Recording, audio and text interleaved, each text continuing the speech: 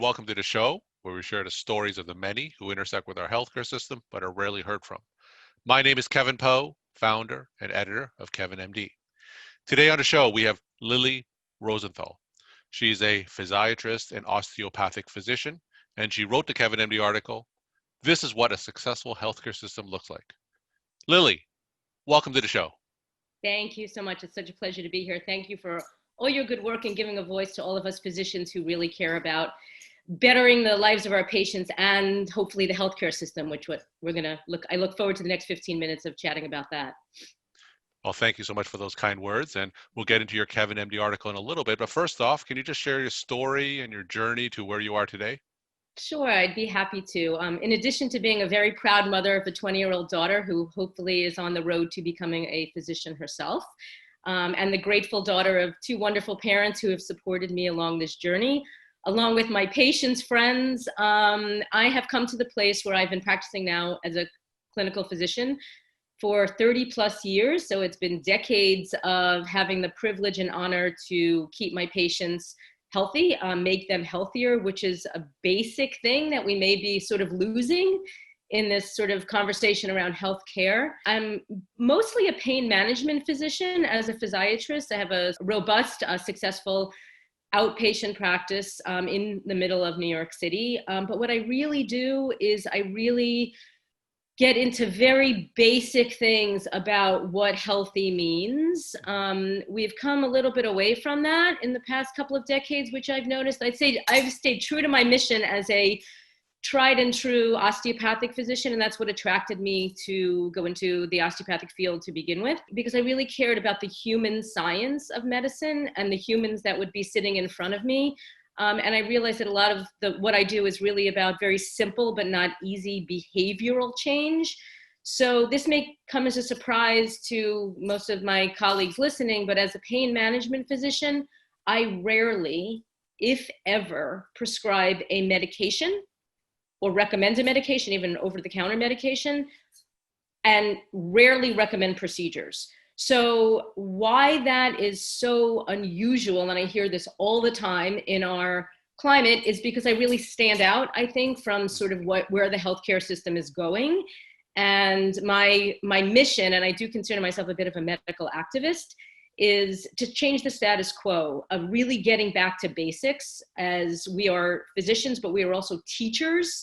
Because as I say to my patients, the doctors, including myself, is not going to make you healthy. We as physicians are really educators to help you and incent you to create healthy behaviors. We know this. This is science, guys, right? Epigenetics, our environment changes our sort of health path.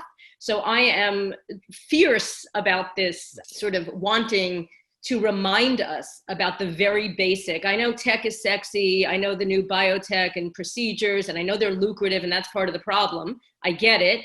But I want to just remind, I am passionate about reminding my patients and this audience of that basic things. 80% of chronic disease, and I'm a pain management specialist, but chronic disease, reversible, preventable. We're in a public health crisis right now. There needs to be more of a shift, a focus, a rethinking of who we are as doctors, who we are as a healthcare system. And I am, anybody that's listening that wants me to jump on board, I am ready, willing, and able to sort of contribute to this mission. So that's putting it mildly. So tell me about the patients that you see in your pain management clinic and a little bit more detail in terms of how you approach pain specifically. Yeah, great question. I'd be happy to. I see patients from all walks of life. I have a particular interest in seeing artists. It's not exclusive. I don't exclusively see artists, but I see people who have a pain problem. As I remind my patients, and how I look at it is I see pain. I try to figure out the root cause of why. As I say all the time, pain is not a diagnosis. We have an opioid crisis, guys. Pain is not a symptom to be suppressed. It is a puzzle, which I've written an article about this, not for Kevin MD, but I will, it's not about suppressing symptoms.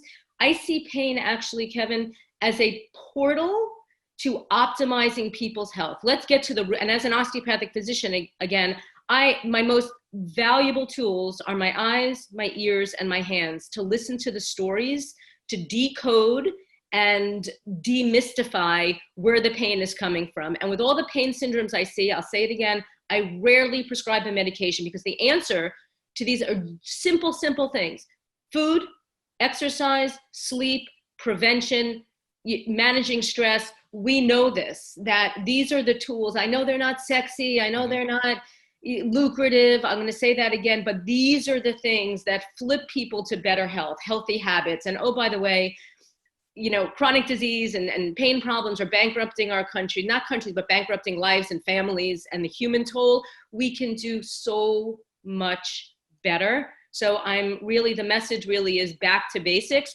on recognizing that medicine is a human science and that we have the tools, with the emphasis of being physicians, to remind people of these very basic things. Patients are not only consumers just wanting the latest drug.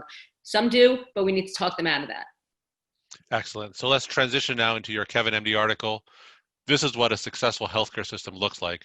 And you talked a little bit about your vision of the healthcare system earlier, but for those who haven't read your article, can you just walk my audience through it and maybe share the story of why you decided to write it? Sure, I'd be happy to. Full disclosure, I wrote this abstract to present at the Aspen Ideas Festival under sort of the topic of, I think it was change or big changes. And never happened because of COVID. And I'm like, I need to get this out there. So thank you for accepting it and giving this a voice. And I'm going to really put it, sort of highlight the if the mission of our country is to really have the healthiest population possible, that's why I went to medical school. That's why I think most of us went to medical school. But unfortunately, I think a lot of this has been derailed for many people. We talk about the moral injury in physicians. We have the unhealthiest population, chronic disease through the roof, obesity through the roof. We only have 15 minutes. I get it. I can talk days on this. But if we really got serious about the singular focus of keeping people healthy, the financial burden, the physical burden, the death tolls, and now we have COVID, right? This is shining a light on the unsexy public health, back to basics, food, exercise. People need to know that medicine is really a verb, and living our medicine is the best we can do. Not the most boring we can do, but it's an imperative. People are dying. And we know pre-existing with COVID, right? This is a lane. This is an opportunity to change the focus to doing what we know. There's enough studies. We don't need more studies. We need stories. We need stories of how people are pivoting to living healthier lives. I walk my walk. I found this. I didn't learn all this in medical school, by the way. I've been sort of experimenting with myself and my family and my patients for the last 30 years and getting more into the research of plant-based diet, reversing diabetes. Once again, I'm a pain management person. It's all the same. We are across the board. If we got very serious about literally prescribing lifestyle, social determinants of health, this is not fancy. People tend to, in communities of color, right? Unbelievably being affected in this situation. I live in New York. People, associate that with like money and fancy and all that. 7 bananas for $1. You can buy that on the streets of New York. This is not an elite system. It should be available for every human on the planet. And oh, by the way, following these behaviors will also save our planetary health. So I always say same prescription for the patient and the planet. Specifically, I'm talking about a whole food plant-based diet, which we know decreases pain, prevents and reverses diabetes, and all of that. So simple, I say simple, but not easy, because as we know, we've all been asked for so much behavior change recently, right? I'm hoping that maybe we can extrapolate. Well, we've all been doing social distancing, being at home, masks, hand washing. Everybody's become a surgeon, right? So if we can actually take the moment to really digest what we know and pull back from this sort of race towards poor health, which is what we've been on, I think there's a huge possibility. And I do this in my practice, and I want to have a voice, in a grander scale of reminding us doctors what we really kind of already know, but are not really implementing. So I'm a primary care physician, and people listening to podcasts, a lot of them, they're clinicians themselves. What actionable steps can you suggest that we do in the exam room? Because a lot of times, like you said, we only have 15 to 20 minutes with a patient and they have a laundry list of problems. So if you could distill your vision into a few actionable steps, what can you suggest that we do in the exam room? I love that question, Kevin, because I'm super, super practical. So what I do, literally, I have one of those, I don't even you know that I'm talking the truth because I have no e-prescribing rights because I don't prescribe anything. So I actually have New York State prescription pads. If you don't have them, print something up, go to Staples, and literally write down a few things. I have a 5-point plan, which I tell my patients after I diagnose their pain problem. Whole food, plant-based diet. I know people are rolling their eyes. Oh my God, vegan, terrible word. That's a flashpoint. I can't do it, right? Take steps, meet patients where they're at. Just throw in more vegetables, throw in more fruits, things that grow, right? That's the food part. Exercise, get out for an hour a day. Gym's not a safe place to be at the moment. Super simple, no cost, get outside and walk an hour a day. Sleep, turn off your screens before bedtime. I know it's been very hard with the election cycle and all the pandemic news, and we're all totally addicted, which is another whole problem. Turn off your screens, less on the alcohol, which has gone through the roof lately because of the stress situation. Interrupt sleep. Sleep is one of those sort of major pillars of cultivating good health and rebooting our systems.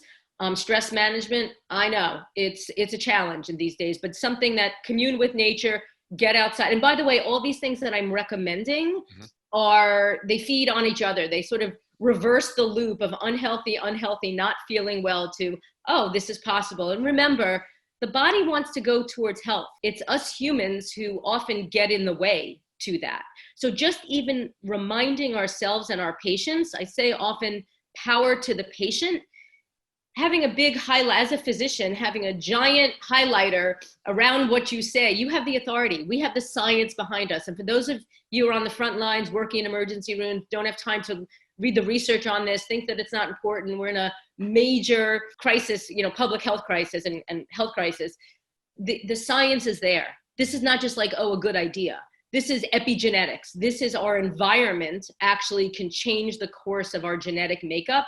And we are living human beings, and we can trend towards health instead of accepting all the commercials for food and pharma, which are really blocking that. And it's all for money and power. I mean, that's just, we have 15 minutes. So, I'm going to be super direct on that. So we need to sort of have the fortitude.